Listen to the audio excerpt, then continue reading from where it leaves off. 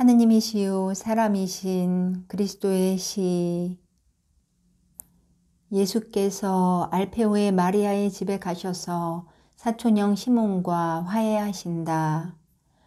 붉은 황혼 가운데로 어둠이 내리덮이기 시작한다. 황혼은 꺼지는 불과 같이 점점 더 어두워지다가 보랏빛 또는 루비 빛깔이 된다.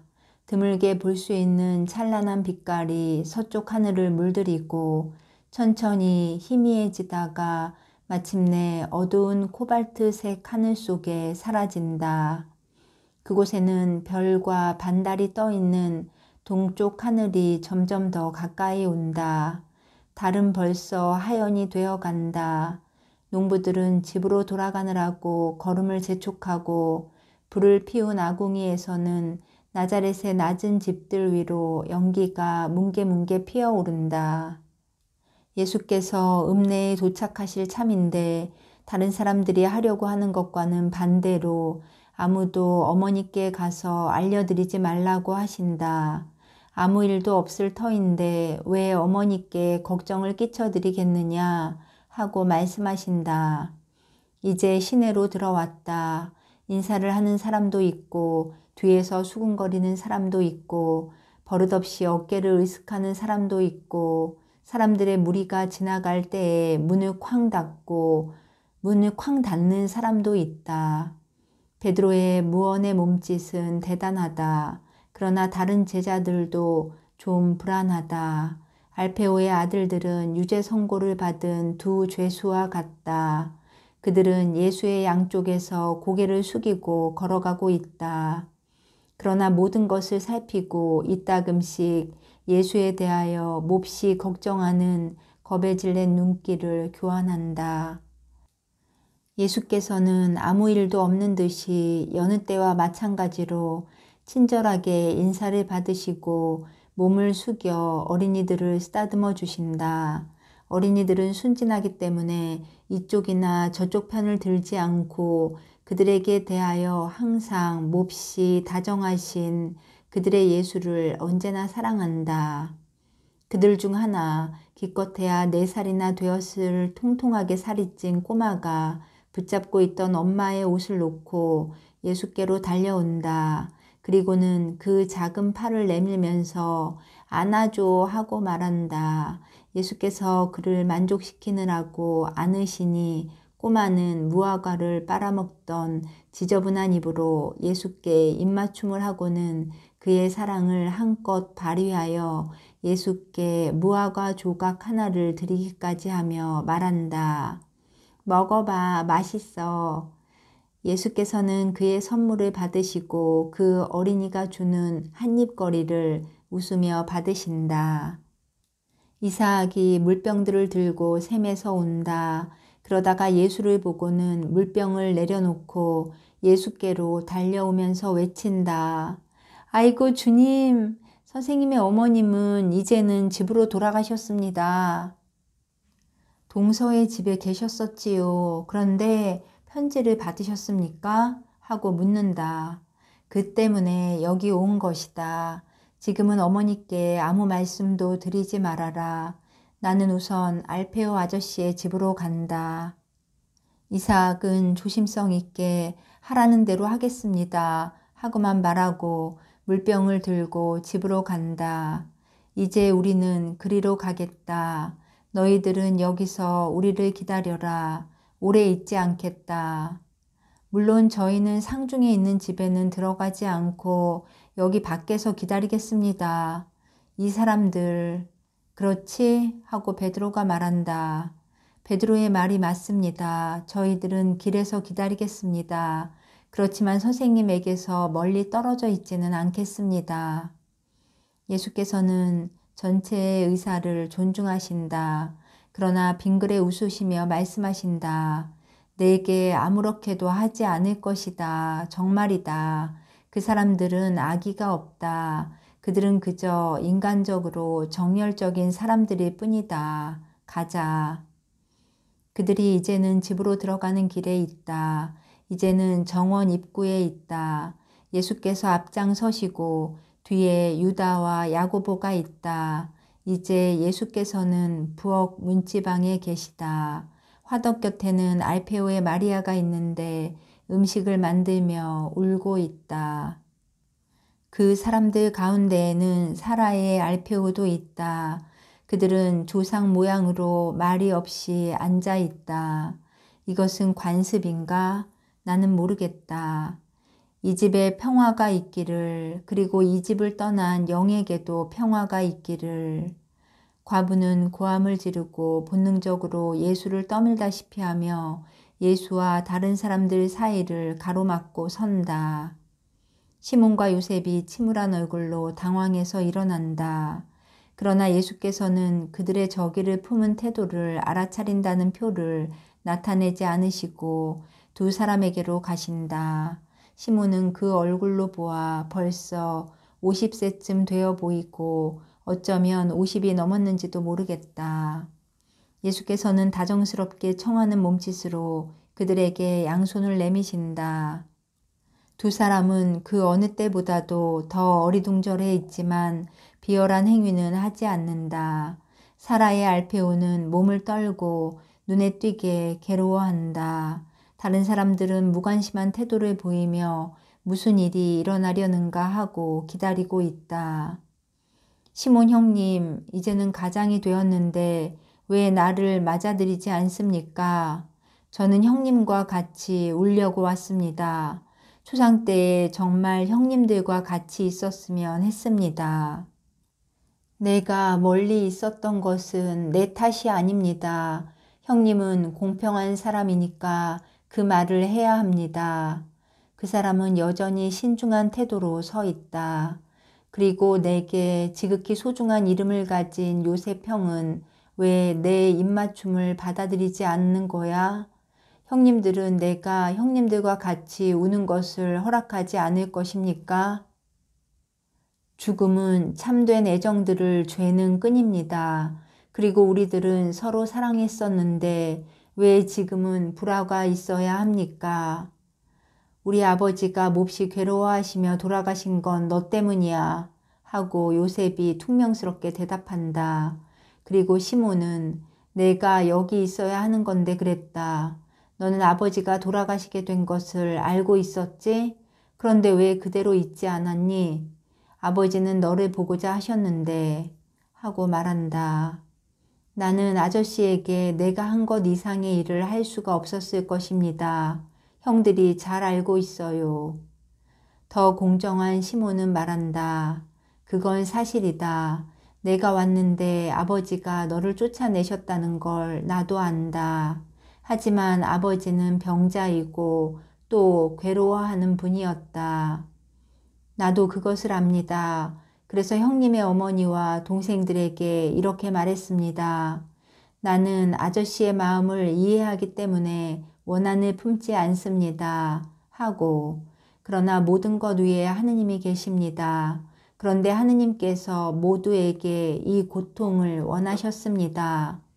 나는 정말이지 그 때문에 생살 한 조각을 내게서 떼어내는 것 같은 고통을 느꼈습니다. 그 고통 중에서 일생 동안 그분에게 감추어져 있었던 위대한 진리를 이해하신 아저씨를 위해서 이 고통으로 어린 황소를 제물로 바치는 것보다도 더 유익한 제물을 바칠 가능성을 가지게 된 형들을 위해서 또 지금은 형님이나 마찬가지로 성숙한 사람들이 된 야고보와 유다를 위해서도 고통을 느꼈습니다. 시몬 형님, 야고보와 유다는 많은 고통으로 그들의 성숙의 값을 치렀습니다. 고통은 그들을 맷돌로 갈 듯 갈았습니다. 맷돌로 갈 듯 갈았습니다. 고통은 그들을 어른이 되게 했고 그래서 그들은 하느님 눈에 완전한 나이에 이르렀습니다. 아버지가 무슨 진리를 보셨겠어? 오직 한 가지, 즉 아버지의 핏줄이 마지막 시간에 당신에게 적대적이었다는 진실만을 보셨어. 라고 요셉이 냉담하게 대꾸한다. 아니야, 핏줄 위에는 영이 있어. 아저씨는 아브라함의 고통을 깨달으셨어. 그 때문에 아브라함의 도움을 받으셨어 하고 예수께서 대답하신다. 그것이 참말이면 좋겠다. 하지만 그것을 누가 보장하니? 시몬 형님, 내가 보장합니다. 그리고 나보다도 아저씨의 죽음이 그것을 보장합니다. 아저씨가 나를 찾지 않으셨어요? 찾으셨다고 형님이 말했지요. 말했다. 그것은 사실이다. 아버지는 예수를 보고자 하셨다. 그리고 이렇게 말씀하셨다. 적어도 내 영이 죽지는 말기를 바란다. 예수는 그렇게 할 수 있다. 그런데 나는 그를 물리쳤으니 다시는 오지 않을 거다. 아이고, 예수 없이 죽다니 정말 소름 끼치는 일이다. 왜 내가 그 애를 쫓아냈지? 그렇다. 아버지는 이렇게 말씀하셨다. 그리고 또 이런 말씀도 하셨다. 예수는 여러 번 제가 가야 합니까? 하고 물었었다. 그런데 나는 그를 쫓아냈다. 이제 그 애는 다시 오지 않는다. 라고. 아버지는 너를 보고자 하셨다. 너를 보고자 하셨어. 내 어머니는 너를 찾으러 사람을 보냈지만 가파르나움에서 너를 찾아내지 못했다. 그래서 아버지는 많이 우셨다. 아버지는 마지막 힘을 다 모아가지고 내 어머니 손을 잡고 곁에 있어달라고 말씀하셨다. 아버지는 말을 하기가 어려웠다. 그러나 이렇게 말씀하셨다. 어머니는 약간 아들이기도 하지. 나는 죽음이 두렵기 때문에 예수의 무엇인지를 조금 가지기 위해서 그 어머니의 손을 잡고 있다고 말씀하셨다. 불쌍한 아버지. 그런 다음 울부짖고 고통을 나타내는 몸짓을 하는 동방적인 광경이 벌어졌는데 거기에 모두가 동참하고 용기를 내서 들어왔던 야고보와 유다까지도 함께한다. 가장 침착한 것은 예수님이어서 그저 울기만 하신다. 너도 우니? 그러면 아버지를 사랑했니? 하고 시몬이 묻는다. 아이고 형님, 그런 걸 물어보세요. 아니 내가 할 수 있었더라면 아저씨의 고통을 허락했을 것이라고 생각하세요. 그러나 내가 아버지와 같이 있기는 해도 아버지는 내 위에 계십니다. 너는 죽어가는 사람을 고쳐주면서도 아버지는 고쳐드리지 않았다 하고 요셉이 격렬하게 말한다. 아저씨는 나를 안 믿으셨어. 요셉아, 그건 사실이다 하고 형 시몬이 지적한다. 아저씨는 믿지 않으시고 원한도 버리지 않으셨어요. 나는 불신과 미움이 있는 곳에서는 아무것도 할 수 없습니다. 그렇기 때문에 나는 형들에게 이제는 동생들을 미워하지 말라고 말하겠습니다. 자, 여기들 있습니다. 형들의 원한으로 이들의 격렬한 아픔이 더 무거워지게 하지 마세요. 형들의 어머니는 저절로 끝이 나는 죽음보다도 여전히 살아있는 이 증오로 인해서 더 고민하고 계십니다. 형들의 아버지에게서는 증오가 평화 속에서 사라졌습니다. 그것은 나를 보고자 하신 갈망이 그분께 하느님의 용서를 얻어드렸기 때문입니다. 나는 내게 대해서 형들에게 아무 말도 하지 않겠고 아무것도 청하지 않겠습니다. 나는 세상에 있지만 세상에 속해 있지 않습니다. 내 안에서 살고 있는 사람은 세상이 내게 거절하는 모든 것을 배상해 줍니다. 나는 인성으로는 고통을 당합니다. 그러나 내 영은 이 세상 위로 들어 올려서 천상의 현실 속에서 몹시 기뻐합니다. 그러나 세상 사람들은 사랑과 핏줄의 법을 어기지 마세요. 서로 사랑하세요. 야고보와 유다에게는 핏줄에 대한 모욕은 없었습니다. 그러나 혹 있었다 하더라도 용서하세요. 사실을 올바른 눈으로 보세요.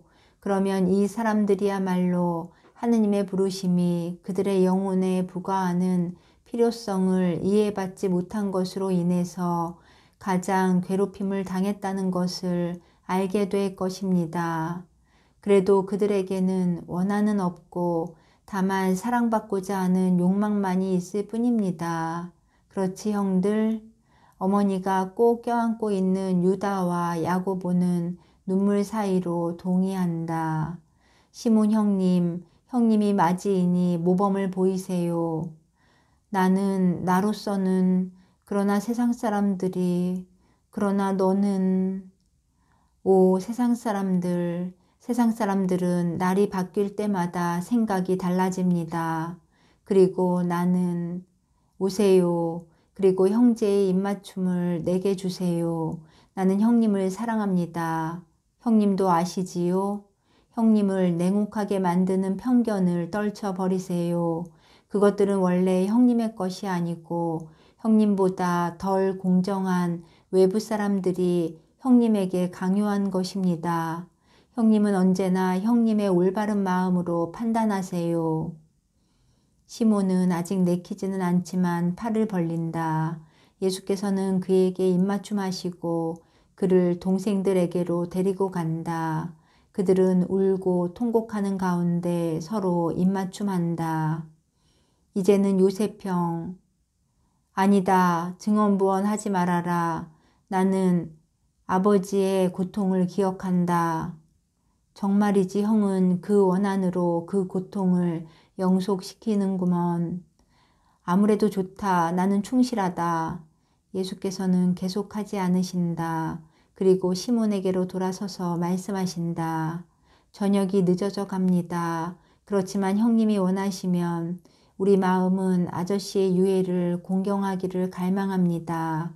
알페오 아저씨가 어디 계십니까? 어디에 모셨습니까? 집 뒤 올리브 밭이 끝나는 비탈이다. 품이 있는 무덤이다. 제발 저를 안내해 주세요. 아주머니 용기를 내세요.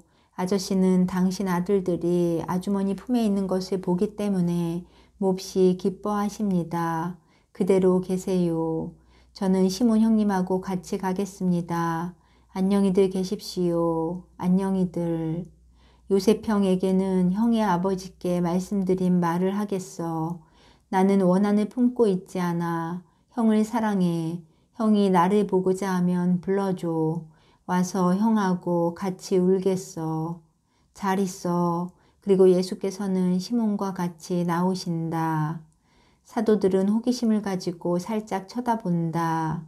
그러나 두 사람이 타협이 잘 된 것을 보고 기뻐한다. 너희들도 오너라 하고 예수께서 말씀하신다. 형님, 이 사람들은 제자들입니다. 이 사람들도 아저씨께 경의를 표하기를 원합니다. 가자. 그들은 올리브밭을 지나간다. 그리고 모든 것이 끝난다. 은총은 항상 의롭게 살겠다는 뜻이 있는 곳에서 작용한다. 예수께서 말씀하신다. 1944년 2월 13일에 본 셋째 환상과 넷째 환상을 여기에 삽입하여라. 내가 보다시피 고집이 덜 센 시몬은 완전히는 아니더라도 적어도 부분적으로는 거룩하게 재빨리 정의에 복종하였다. 그리고 그는 즉시 내 제자가 되지는 않았고 내가 1년 전에 알지 못하고 부른 것처럼 사도는 더구나 되지 않았다. 그러나 알페오의 죽음으로 인하여 이렇게 나와 만난 뒤로는 적어도 중립적인 방관자가 되었다. 또 사람들의 빈정거림에 대하여 그의 어머니와 내 어머니를 남자가 보호하고 옹호해야 하였을 때 그분들의 보호자도 되었다.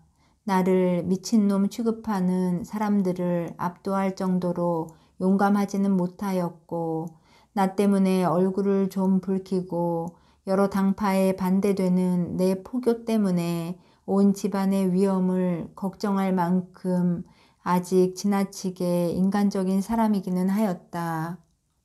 그러나 그는 벌써 올바른 길에 들어서 있다. 나의 재언 뒤에는 그 올바른 길로 점점 더 확실하게 걸어갈 줄 알았고 순교로 나를 증거하기까지에 이르렀다. 은총이 어떤 때는 청천벽력처럼 작용하고 어떤 때는 천천히 작용한다. 그러나 항상 의롭게 살겠다는 뜻이 있는 곳에서 작용한다. 평안히 있어라. 내 고통 중에 평화롭게 있어라. 이제 부활절을 준비하는 때가 시작되는데 내가 나 대신으로 십자가를 진다. 예수의 십자가의 마리아, 마리아 발도르따야, 내게 축복한다. 그 후 예수께서는 이런 말씀을 하셨다. 결코 그렇지 않다. 너는 한없는 애덕과 사려 깊은 조심성으로 모든 사람을 맞이해야 한다. 틀어박혀 있는 것은 호기심을 자극하는 일일 것이고 물리치는 것은 애덕에 어긋나는 일일 것이다. 내가 이미 내게 말했었지. 너는 사람들이 찾는 도시일 것이다고. 모두가 올바른 의향을 가지고 오지 않느냐. 그랬으면 어떻다는 거냐.